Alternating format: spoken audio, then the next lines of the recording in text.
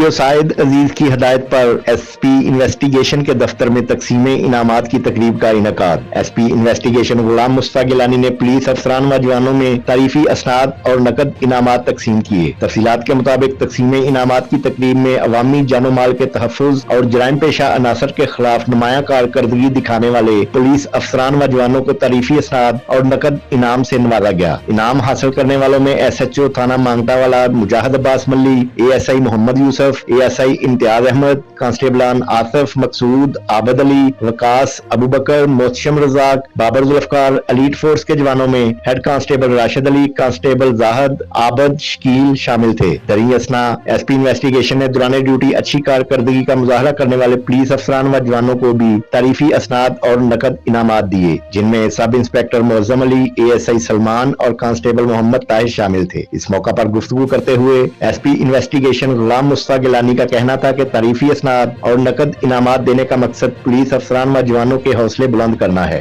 ضلعی پولیس کے افسران و جوانوں نے عوامی جان و مال کے تحفظ اور جرائم پیشہ عناصر کی سرکوبی کو یقینی بنانے میں قابل قدر کارکردگی انجام دی ہے۔ ان کا مزید کہنا تھا کہ ضلعی پولیس عوامی تحفظ اور سماجی خدمت کے جذبے سے سرشار ہے۔